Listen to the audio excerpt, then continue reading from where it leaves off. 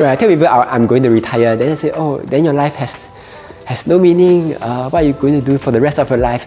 But the thing is, for retirement, for me, is it just means that I no longer have to work for money, and I just work for the fun of it.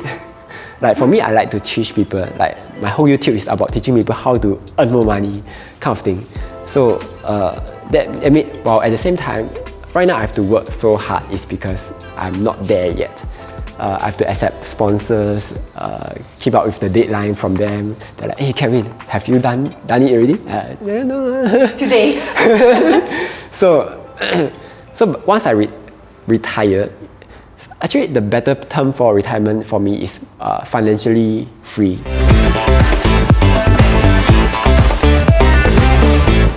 Welcome to another episode of Yana TV. Today with us we have Kelvin Tan, who is a YouTuber and he talks about personal financing.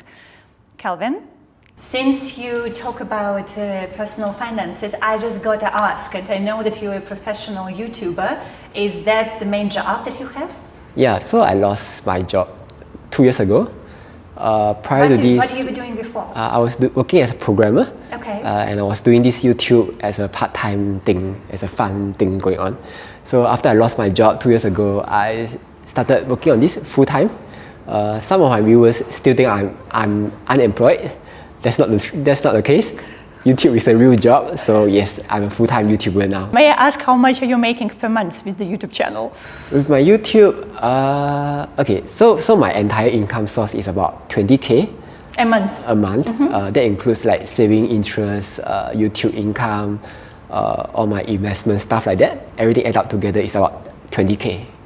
Well, I know for a fact that there are, quite a few professionals, including in a very developed country like Singapore, who are not making 20K a month working in a company or even running their own business. So for those who think that YouTube is still, a hobby, something you can do on the side, I mean, it absolutely can be a profession. But I do have to add on, this whole YouTube thing is quite tough. Like at least for you and me, we are probably just among the top 5-10% who have managed to succeed. Mm-hmm. And for everyone else, for everyone that succeed, there are 9 people who failed.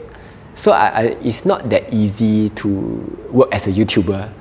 So if you want to do it, my suggestion is to just do it on your free time. Mm-hmm. While you learn how to actually, how it works. Correct. Then if it only starts to pick up, only then you can consider it as a full-time job. Great advice, absolutely. And also, for anyone who considers actually YouTube professionally, it's also important to understand YouTube algorithm. Yes. So it's not a joke. So if you kind of, there's this myth that, you become like an overnight success, just like that, your video goes viral.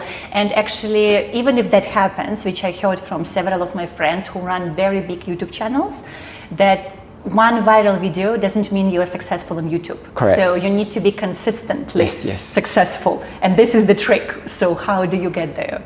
I guess for me, so for my first 8 months, I was under 1,000 subscribers. My lucky streak came when all the brokers came into Singapore. But because back then, when someone wants to invest in Singapore, they will have to go through traditional brokers. They will charge like $20, $25 per trade. Mm-hmm. So if you buy and sell, you instantly lose like $50. So when all these new brokers came in, they were offering like $1, $2 kind of trade. So, and everyone wanted to jump on that new brokers.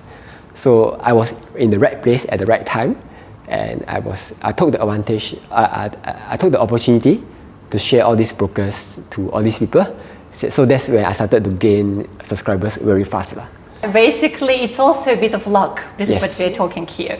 So it's not only about content, which absolutely you have to be consistent, you have to know what you're doing, Correct. Your content need to sort of have certain look and feel to it, but then also you need to be a bit of lucky with what you do. Luck is, I guess, it's a small part, but as long as you keep uploading consistently, you will actually you'll create your own luck.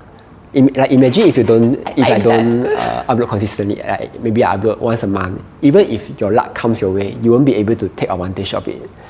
So I guess you just have to be consistent, keep posting once, 2 times, 3 times. Now I'm doing 4 times a video. You do 4 times a week? 4 4 times a week, yeah. Wow. So that's how I create my own luck. Right. Calvin, you are originally from? Malaysia. Which part of Malaysia?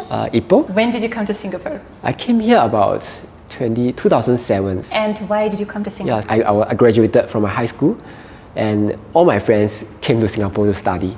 So naturally, if my friends come, I decided to just come together with them, because there are two paths that I could take. I could either stay in Malaysia, study in Malaysia University, or I could come to Singapore, where the opportunity I felt was better.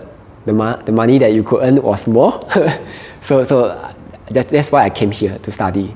So after studying here for 4 years, the government will bond me for 3 years. Yeah, because they subsidize part of my college tuition fee. So I have to work for them for 3 years. After that 3 years, there's no going back already because the money here is just too good. Yeah. Speaking about money, and since that this is also what your YouTube channel is focusing on, there is this belief that Singapore, which is also true a lot, that Singapore is very expensive. And you need to make a lot of money to live in Singapore. I'm just wondering, do you feel as this is the only sort of side of the Singapore, or is there also another side where people like you and me can live here quite comfortably? So actually there are two sides of Singapore. The side that you mentioned is actually the rich people side. Among my friends, there's no one who own a luxury car, who own. Maybe some of them own a big house, own a luxury car. Then there's the other side, people who live on average, have a basic normal pay of like what, $3,000, $5,000 a month. But even with that pay, it's still possible to live comfortably in Singapore. You can either live as expensively as you want, buy a car that costs $150,000, or you can just take the public transport or just take Grab. For a house, you could either go for a condo that has a swimming pool facility, gym facility, or you can just stay in HDB, it's the public housing for Singapore, and still live a comfortable life. I am just curious, since we talk about those two sides, what do you think is the relationship between those two groups? I would say that so the median pay for Singapore, I think is about 5,000. The other 10% are earning a very high income. Those are basically the rich people, the millionaires in Singapore. So what kind of relationship? I guess Singapore is a place that rewards hard work. Not just hard work, you have to work smart. So it's possible to climb up as long as you have found your way. But even if you do not want to do that, it's still possible to live your entire life as an average Singaporean. And I think that's fine. You don't have to, because your time in your life, your working time, 20 years old to 60 years old, is just 40 years of working. If you just spend all your time to earn this money so that you can live a luxurious life, then by the time you reach 60, you have realized that, all my wealth, all my time has been spent into luxury life. Is that the life that you want? Or if you maybe just save a bit more, don't spend so much money, probably you could live a more fulfilling life. Like maybe you can spend more time with your family, go travel along, bring your parents along with your travel. These kind of things. So you have to choose. This is a very beautiful perspective on just success and how much enough is enough. Correct. Right? Yeah. And I know that you and I, when we had a chat, just to prepare also for the interview, I love how you said it's not only about how much money you make, but it's actually how much are you able to save. Correct. This is often what determines wealth. So if you say, I don't know, if you make 150,000, $500,000, and you spend all of that within a year, right? Compared to the person who maybe making 50,000, but then saves maybe 20,000 out of the 50. So then the person who is actually making less ends up having more. Correct. So you can say that the person who earns more, who spends more, have more luxury in their life. But in the end, it's the amount that's in your bank, that is in your investment that counts. Because in the end, all the luxury in your life, you won't be able to bring it along with you your entire life. The car in Singapore only lasts for 10 years. The clothes only lasts for maybe a few years. So these are the things that you can't bring through your entire life. But if you manage to save a lot of money, this kind of wealth, it can become a generational wealth where it will give you comfort for your entire life all the way until the end. Then you can also pass on to your next generation. So when we talk about having wealth and we talk about savings, since you the one who has the YouTube channel where you teach people how to do this, well, I want to take an opportunity and then ask you, so please maybe share with us, let's say 5 tips what anyone in Singapore can do to save money. Okay, so the most basic rule is always the 50-30-20 budgeting rule. So it's 50% on your needs, so stuff like your food, your transport, your house, your insurance, your kids. These are all your needs. You can't live without that money. So 50% of it. 30% on your wants, so whatever your travel stuff, things that make you happy in life. Correct. Then the last 20% is on your savings. These savings, because in the end, you won't be working for your entire life. Once you retire from 60 to 80 years old, preferably if you can retire by then, this 20% will go for that future you to be used. So it's 50-30-20. But of course, the more you can save, the faster you can retire. If you are a young college kid who just graduated and you save like 80%, this means you can actually retire by 35 years old. And you get to enjoy the remaining part of your life. So what are you going to do with your life if you retire at 35? Yeah, so there's a lot of things that you can do, right? Like start a YouTube channel. Start a YouTube channel, okay. Yes, travel around the world. Spend time with your kids, these kind of things. So that's the first thing, 50-30-20. I guess the second one is, okay, once you have saved that money, that 20%, where are you going to park it? Because obviously you can't just park it in the bank. The bank will just give you like 0.1%. So your savings can be divided into short-term, mid-term, long-term. For short-term, it's like tomorrow you need to buy your cai fan, your rice to eat. So those are your short-term needs. So then for the mid-term, is maybe like your year-end holiday. It's like maybe your wedding 3 years down the road, your house 5 years down the road. These are your mid-term savings. So then the lastly is for long-term savings, things that you do not need in the next 10 years. Anything further than that is long-term. So the shorter term you get, the return that you get is a lot lower, and for the longer term, the return that you get is a lot higher. So for short term, it can range anywhere from like 3%, 4% kind of return. Then for long term, it's about like 10%, 15%, 20% or more, that kind of return. Split your money accordingly, then park at the correct places to earn the correct return. Correct places, we're talking about, like just an example, investments in what? For short term, it is in the banks. Banks give like 3.85% interest now. Then for mid-term you can park it into bonds. Bonds like Singapore savings bonds, they can give like, right now it's I think 3.6%, somewhere there. And for long term, it's definitely in the stock market, it's in the stock property. They can give anywhere above 10%. So then for the third one, so you have conquered the savings part. Now we are looking at the spending part. For the spending part, I guess you could start using credit cards, but obviously make sure you know how to use cards as a responsible adult. Because if you misuse it, if you treat credit card as a free money kind of thing, the banks will come after you in the form of 25% annual interest. So only use cards if you are responsible adults. Okay, so for cards, there are actually two kinds. A cashback card that can give like 5%, 10% kind of cashback. So this means you basically save like 5%, 10% on your grocery bill, on your food bill, this kind of thing. And the example of those cards? So for cashback card, you could use something like UOB Airworld, UOB One card. These cards are quite good, especially for beginners who don't spend a lot of money. They spend like $500, $600. Okay, then just go for these cards. Okay, then next for the mouse card. Personally, I'm using that card. So mouse card are for collecting points, which you can convert to, which you can use to redeem like business flights.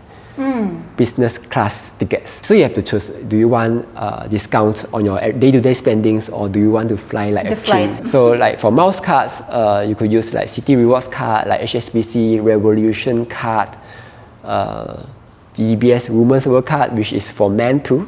All of these will give you a lot of miles for your day-to-day spend, like food, travel, this kind of stuff. Okay, so those are the card stuff, the spending stuff. Then the fourth part is for insurance. Insurance, I guess not many people like to pay for insurance because we are paying, and if we are so healthy, we don't even need to claim insurance. We mean health insurance, right? Correct. Yeah. For health insurance. So for there's one life insurance. There's like term life, whole life, and there's investment linked policy. I guess some people will. So the difference between these three is term life lets you cover you up to like 65 years old. After that, there's no more insurance. The rest depends on your own savings already. Then for whole life, you just pay for like 10 years, 20 years, but inside there's a savings portion. So that savings portion will insure you for the rest of your life. So that's whole life. But the problem is, for whole life is a lot more expensive than term life, because term life is only that few up to 65 years, while whole life is up to your entire life. So it's more expensive. Then the third one is ILP, or investment linked policy, where there's insurance and there's investment together. But the problem with ILP is that the fees are a lot higher, because the investment, someone will be managing your investments. So there'll be a fund manager fee. Then the investment itself, there's a few fees going on. So if you really want to insure yourself, just go for the cheapest insurance, the term life. Just cover yourself up to 65. And because you have saved your entire life, after 65, all your savings will start to protect you after that. So that's term life. So that's the fourth tip. I like how you go sequentially. So for the fifth tip, I think it's what we mentioned earlier. Singapore is a place where you can live like a king or live like a commoner kind of thing. And there's nothing wrong with that, because most of us live like that. So I guess you just have to choose what kind of life do you want, and what kind of experience do you want in your life. You mentioned you have a child. Yes. A son or daughter? It's a daughter. How old is she? 3 years old. Okay, maybe 3 years old is a bit too early to teach her about investment and savings. I was just wondering, do you teach your child all this wisdom, or probably it's a little bit too early? Not too early. And your wife, you say that she also works. I mean, is she sort of, like aligned with you with the savings, and how is this conversation goes within the family? I think it's also always very interesting question, because in my experience, when usually you look at the family, there will be one person who more inclined to spend, and one person who more inclined to save. Correct. So how do you manage it in your family? My family is like what you say. One person who likes to save, one person who likes to spend. Well, I'm guessing who is the one who likes to save. I think there's no wrong to that. Obviously, if both of us are on the same page, then it will be much easier also. But for my case, I do see the good point of it. Like for my wife, she likes to travel, she likes to eat good food, while I'm on the other end, I don't need to travel. So for my wife, she will just drag me along. Hey, let's go eat this food. Then okay. So I think it's a balance. It's what they call yin yang. Yin yang balance. Kind of thing. Yes, so, yes. So for this, I have to thank my wife sort of, because she lets me experience life and not just save my entire life away. So we just came back from an Australian trip. You're glowing. So without her, I will still be in my in my room, doing all these YouTube videos, trying to save. But I do try to remind her, you have to save for your retirement. Otherwise, I'll be only the one who's going to retire. So what she does is that she lets me manage part of her money. For the investments, right? You mean? Yeah, for the investments. Then once in a while, I'll tell her, you go get this card. This card is good. So I think it's a balance lah. I need her, and I guess she needs me, hopefully. So it's a balance law. But you have to do it very carefully, because some spenders don't like you to let you tell them to save money, because like, oh, it's my money. Why are you telling me what to do with my money? So here I would try to slowly brainwash her to tell her that, your money today is not just for today's use, it's also for next year's, 5 years later, 10 years later, or even for your retirement, or even for our kids kind of use. So it's a slow brainwash process. I have to show her what's the results. Like, okay, if you put your money here, see, here's what you can get. So she'll get enticed into doing all these savings. So she'll see the benefit and start saving. I love this. You're doing a great job as a husband here. And I can see also when you talk, you come across as someone, what they call it like a non-violent communication. You're very soft-spoken and sort of just very like accommodating when you talk. So I can see how it's not non-confrontacious. So you're not yelling at your wife probably, save money, No, it doesn't work that way. It's not working. It will end to it will lead to a divorce. So you need to like slowly weave your way in. Exactly. So it's, what they say, usually, especially in the families, conversations about money is one of the toughest to have. It's very tough. It's very tough. Like for me, at the start, I also had to get used to start spending money. And for her, she had to start getting used to saving money. So it's a balanced kind of thing. If both of us are not on the same page, it will again lead to a divorce, because money is, I think, one of the biggest thing that will cause a divorce. That will cause arguments in the family and eventually lead to a divorce. So you have to just sit down with each other and like talk it out, like responsible adults. Like responsible adults. You were talking earlier about retirement. Yes. And is there like any age when you feel you yourself would like to retire? Actually, I think I could, because my savings rate is very, very high. I think it's like maybe 80-90% now. I could actually retire whenever I want to. But I feel like I needed more buffer. So maybe I would work for another 3 years, 5 years.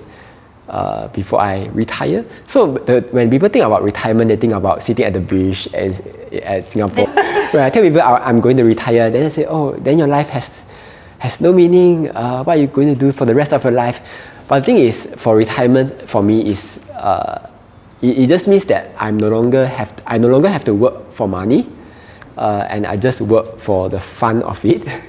Like for me, I like to teach people. Like my whole YouTube is about teaching people how to earn more money, kind of thing. So while at the same time, right now I have to work so hard is because I'm not there yet. I have to accept sponsors, keep up with the deadline from them. They're like, hey Kevin, have you done it already? No. Today. So once I retire. Actually, the better term for retirement for me is financially free. No longer have to be tied to finances, and you can spend things without having to think about money. That's actually very liberating thought. Like imagine if you could spend like $50 for a meal, and not have to look at the price of the meal, and just look, see which I like. I think that's a very different kind of feeling. Then when you look at menu, it's like, oh, it's so expensive. Yeah, so for me, once I retire, I would just go to teach people stuff, teach for fun. Yeah. Thank you so much, Kelvin. That was Kelvin Tan with us in the studio today, talking about retirement, especially financial freedom, and how can you save money, how can you live cheaper in Singapore, which I think is a very, very useful information.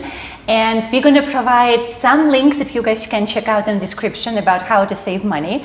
And Kelvin and I also would love to hear from you if you have any other tips we haven't talked today and you would like to share with the community. So please share with us in the comments. And of course, the most important, remember, subscribe to the channel, share this video with friends, and we saying thank you to the Muse Studio for hosting Yana TV. See you next time.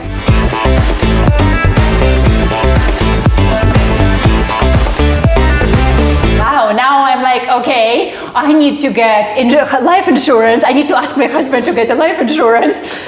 You don't have? No, we don't have life insurance. Oh my God. Can you imagine?